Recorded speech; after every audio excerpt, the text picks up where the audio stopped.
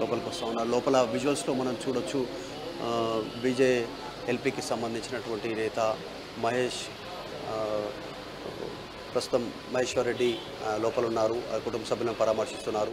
చాలామంది కుటుంబ సభ్యులు, మహిళలు ఎదురుగా కూర్చున్నటువంటి చైర్లలో అరవింద్ కుమార్ గారి సతీమణి కూర్చున్నారు.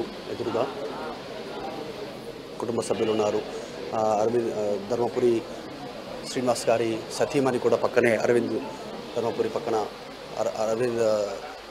ధర్మపురి సతీమణి పక్కన కూర్చున్నారు. కుటుంబ సభ్యులంతా కూడా వాళ్ళంతా కూడా కాస్త విషాదంగా ఉన్నటువంటి పరిస్థితి. గత కొంతకాలంగానే అనారోగ్య కారణాలతో ఉన్నప్పటికీ కూడా 2 సార్లు ఆసుపత్రికి తీసుకెళ్లారు. రికవర్ అయిన తర్వాత ఇంటి దగ్గరికి తీసుకొచ్చి ఇంటి దగ్గరనే ఉండి చికిత్స అందిస్తున్నటువంటి సిచ్యువేషన్ ఉంది.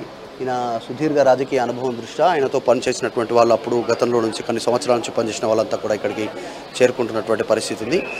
ఆయన చరిత్ర ఒకసారి చూస్తే 2014లో జరిగినటువంటి అసెంబ్లీ ఎన్నికల్లో కూడా డి శ్రీనివాస్ 3 సార్లు నిజామాబాద్ గెలిచినటువంటి స్థానాన్ని కూడా వదులుకున్నారు. రూరల్ స్థానానికి మారి అక్కడి నుంచి కూడా పోటీ చేశారు అనేటువంటిది ఇక్కడ ఉన్నటువంటి వారు చెప్పే ప్రయత్నం చేస్తూ ఉన్నారు.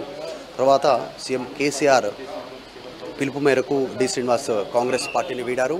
బీఆర్ఎస్ పార్టీలో జాయిన్ అయ్యారు. అక్కడ రాజ్యసభ సభ్యుడిగా అవకాశం కల్పించడంతో రాజ్యసభ సభ్యుడిగా కొన్ని రోజులు పనిచేశారు. చివరాఖరులో మళ్ళీ ఇక్కడికి వచ్చినటువంటి పరిస్థితులు చూస్తూ ఉన్నాం. ఇంటి దగ్గర అభిమానులు, తర్వాత ఆయనతో పనిచేసినటువంటి నాయకులు గుర్తు చేసుకుంటూ ఇక్కడికి వస్తూ ఉన్నటువంటి సిచ్యువేషన్, అభిమానుల తాకిడి పెరుగుతూ ఉంది. ఒకసారి ఇన్సైడ్ విజువల్స్ చూసే ప్రయత్నం చేద్దాం. మీరు అక్కడ అందుబాటులో ఉండండి. ప్రస్తుతానికైతే డి శ్రీనివాస్ నివాసం వద్ద విషాద ఛాయలనుకున్నామని చెప్పాలి. ఎందుకంటే చాలా సుదీర్ఘమైనటువంటి రాజకీయ అనుభవం కలిగినటువంటి వ్యక్తి ఆయన. పార్టీలకు అతీతంగా అందరూ కూడా ఆయన్ని ఒక ఇన్స్పిరేషన్గా తీసుకున్న వ్యక్తి. బీసీ కోసం చాలా వరకు ఆయన పోరాడారు. ఇందాక ఇన్ఫాక్ట్ షబీర్ అలీ చెప్తున్న విధంగా బీసీ మైనార్టీ ఎస్సీ ఎస్టీ వర్గాల కోసం డెఫినెట్గా ఆయన పోరాటం అనేది చాలా గొప్పదని చెప్పాలి. చాలామంది సీనియర్ నాయకులు మొత్తం కూడా అక్కడ చేరుకుంటున్నారు. ప్రస్తుతం విజువల్ చూస్తున్న వి హనుమంతరావు, పోచారం శ్రీనివాసరెడ్డి, ఇప్పటికే కేశవరావు వచ్చి అక్కడికి ఆయనకి నివాళులర్పించారు. సో మరి కాసేపట్లోనే మధ్యాహ్నం 1 గంట కల్లా సుమారుగా అరవింద్ ధర్మపురి తన 2వ కుమారుడు వచ్చే అవకాశం ఉంది. ఆ తర్వాత ఆయనని నేరుగా నిజామాబాద్ తీసుకెళ్లే అవకాశం. నిజామాబాద్ మొత్తం కూడా ఈరోజు అంతా కూడా అక్కడ ఆయన అభిమానుల కోసం, రాజకీయ సినీ ప్రముఖుల కోసం, అందరి కోసం కూడా అక్కడ సందర్శనార్థం అక్కడ ఉంచబోతున్నారు. తదుపరి రేపు ప్రభుత్వ లాంఛనాలతో అంత్యక్రియలు పూర్తి చేయబోతున్నారు. ఒకసారి చాలామంది రాజకీయ ప్రముఖులు అక్కడికి వస్తున్నారు. ఆ డి శ్రీనివాస్తో తమకున్నటువంటి అనుబంధాన్ని, ఆ ఆప్యాయతని, వారికి ఉన్నటువంటి ఆ సత్సంబంధాన్ని కూడా వెలిగించే ప్రయత్నం చేస్తున్నారు. ఒకసారి ఆ రాజకీయ ప్రముఖులకు సంబంధించినటువంటి మాటలు విందాం. ఆంధ్రప్రదేశ్ ఎన్ఎస్సీ అధ్యక్షుడిగా, రాష్ట్ర మంత్రిగా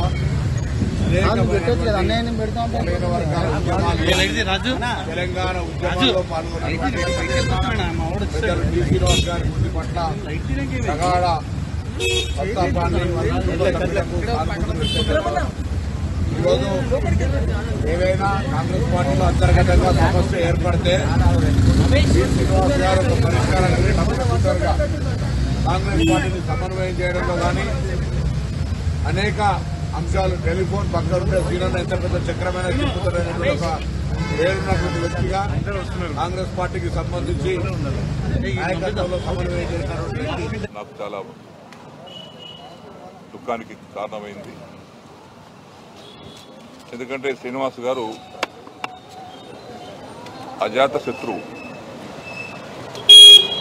రాజకీయాలలో నాకంటే 1 సంవత్సరం పెద్ద ఆయన. 1977లో వారితో పరిచయం నాకు. జిల్లాలో పెద్ద దిగ్గా ఉండేవారు. అరుగుల రాజారాం మాకు జిల్లాలో స్వాతంత్రం వచ్చిన తర్వాత అరుగుల రాజారాం గారు, రామ్ గోపాల్ రెడ్డి గారు మొదటి తరం వ్యక్తి. 2వ తరం వ్యక్తులు శ్రీనివాస్ గారు, నేను, సంతోష్ రెడ్డి గారు. ఆ ఆప్యాయత, అనుబంధం ఏ పార్టీలో ఉన్నా మా ఇద్దరికి ఉండేది. ఏ ఒక్కనాడు కూడా విమర్శలు కానీ, పరస్పరంగా పెట్టుకోవడం కానీ, పరుష పదజాలంతో మాట్లాడుకోవడం కానీ ఎన్నడూ జరగలేదు.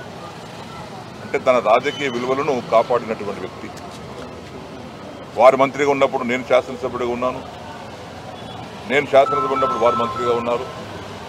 మన జిల్లా అభివృద్ధిలో పార్టీలకు అతీతంగా కలిసి చేసినటువంటి స్వభావం కలిగినటువంటి వ్యక్తి డి శ్రీనివాస్ గారు.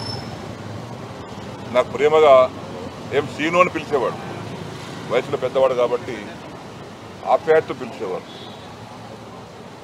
రాజకీయమైనటువంటి అనుభవం ఉన్నటువంటి ప్రగాఢ 2 సార్లు పిసిసి ప్రెసిడెంట్గా, ఉమ్మడి రాష్ట్రంలో 2 సార్లు పిసిసి ప్రెసిడెంట్ చేయడం మాటలు కాదు. ఎంతో అనుభవము, ఎంతో ఓపిక ఉన్నటువంటి వ్యక్తులు చేయగలుగుతారు. మంత్రిగా, రాజ్యసభ సభ్యుడిగా, టీఆర్ఎస్ పార్టీ ఉన్నప్పుడు ప్రభుత్వ సలహాదారుడుగా అనేక పదవులకు న్యాయం చేసినటువంటి వ్యక్తి డి శ్రీనివాస్ గారు. వారి మరణ వార్త చాలా బాధ కలిగిస్తుంది. అనారోగ్య కారణాల వల్ల వారు చాలా రోజుల నుంచి బయటకు రాలేదు. 1 సంవత్సరం నుంచి వారితో కలవడం జరగలేదు. ఉదయం టీవీ పెట్టగానే ఈ వార్త వినడంతో చాలా బాధ కలిగింది. ఇలాంటి వ్యక్తులు కాదు తక్కువ మంది ఉంటారు. రాజకీయంగా సరే పార్టీలు మారుతూ ఉంటారు, పార్టీలు పోతూ ఉంటారు, పదవులు వస్తూ ఉంటాయి, పదవులు పోతూ ఉంటాయి. కానీ ఆయన ఎక్కడున్నా కానీ అందరికీ స్నేహభావంతో ఉండేటువంటి వ్యక్తి, అజాత శత్రువు. నాకు వారికి దాదాపు 47 సంవత్సరాల సంబంధం 1977 నుంచి వారితో సంబంధం ఉంది నాకు. వారు ఆ పార్టీలు ఉన్నా, కాంగ్రెస్ పార్టీలు ఉన్నా, నేను తెలుగుదేశం పార్టీలు ఉన్నా, టీఆర్ఎస్ పార్టీ ఉన్నప్పుడు కూడా వారితో మంచి స్నేహితం ఉండేది మా ఇద్దరికి. ఆ స్నేహితం అనేది మా ఇద్దరికి తెలుసు. అలాంటి ఒక మంచి వ్యక్తి ఈరోజు మన మధ్య నుంచి వెళ్ళిపోవడం చాలా బాధాకరం. ఈ సందర్భంలో వారి మరణం పట్ల తీవ్రమైనటువంటి సంతాపాన్ని తెలియపరుస్తూ వారి కుటుంబ సభ్యులకు